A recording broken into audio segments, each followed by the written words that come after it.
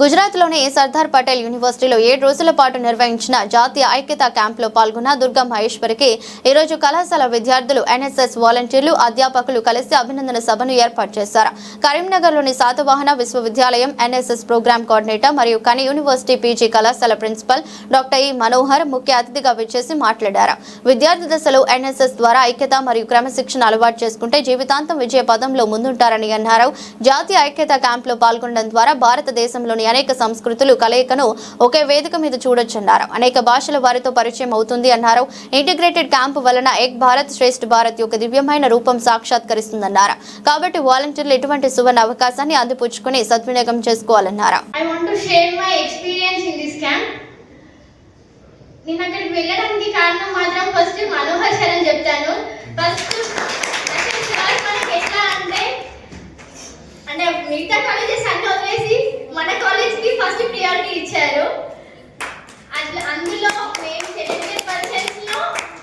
Selected person అంటే చాలా మంది సెలెక్టెడ్ పర్సన్స్ లో నేను ఒక్కదాన్ని. ఇక్కడ నుండి మాకు వెళ్ళడానికి ఛాన్స్ ఇచ్చిన మనోహర్ సార్ గారికి ఎలా థ్యాంక్స్ చెప్పాలో కూడా నాకు అర్థం కావట్లేదు.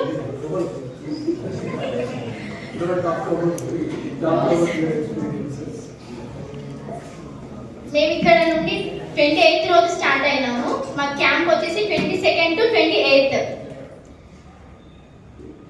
మనకి వన్ డే ట్రైన్ జర్నీ. అక్కడ మేము వెళ్ళగానే ఫస్ట్ డే తెలంగాణ కోసం రిప్రజెంట్ చేయాలి. మనం తెలంగాణలో ఏమేమి చేస్తాము, పండగలు, బోనాలు, బతుకమ్మ, ఇంకా మనకు తెలంగాణ అంటేనే డప్పు, ఆట పాట లేదు తెలంగాణ అని అసలు ఎవరు అనరు. మీరు నేర్చుకోవాల్సింది ఏంటంటే let me build my character. నా యొక్క ఈ క్యారెక్టర్, నా ప్రవర్తనని, లేకపోతే నాకున్నటువంటి లైఫ్ స్టైల్ని నేను ఇలా మార్చుకుంటానని యూజీ లెవెల్ నుండే మీరు ప్రారంభిస్తే I'm sure that you will become a good citizen of India. డిగ్రీలో ఇంటర్మీడియట్ వరకు ఒక లైఫ్, ఇంకా ఇంటర్మీడియట్లో పెద్దగా ఆలోచనలు ఉండవు.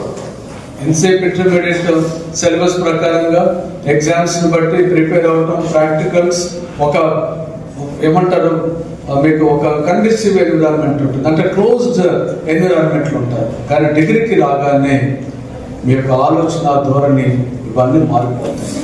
ఫస్ట్ టైం నేను డిగ్రీలో ఫైనల్ ఇయర్ వరకు అంటే సెకండ్ ఇయర్లో దాదాపుగా ఇలానే ఒక చిన్న మీటింగ్ పెట్టుకున్నాం మా క్లాస్లో. మాది BA ఇంగ్లీష్ లిటరేచర్. క్లాస్లో చాలామంది మిగతా HPP, EPP వాళ్ళు ఉండే ఫ్రెండ్స్ అందరం కలిసి అరే let us have some interaction with our teachers అని మేము ఏమనుకున్నాం అంటే a day with our teachers అనుకున్నాం. Programme name a day with our teachers.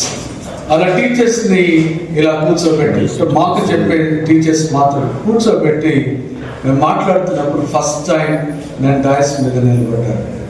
Shivering, sweating, I was not comfortable. చాలాసేపు మాట్లాడట్లేదు, ఇలా మైక్ తీసుకున్నాను, మాట కూడా రావట్లేదు.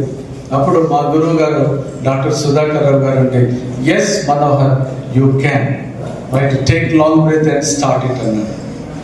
కొంచెం ఊపిరి ఎక్కువ పీల్చుకొని స్టార్ట్ చేయండి, no problem, we are here in the class.